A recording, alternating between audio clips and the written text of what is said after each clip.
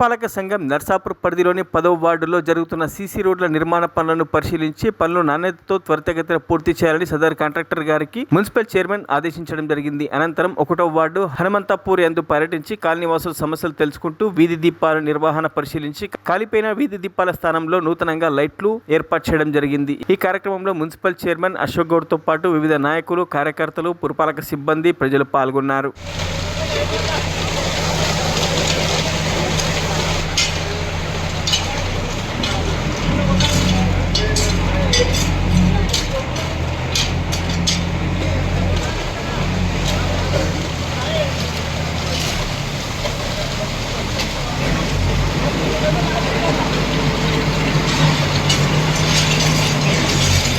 మరిన్ని అప్డేట్స్ కోసం మా ఛానల్ని సబ్స్క్రైబ్ చేయండి.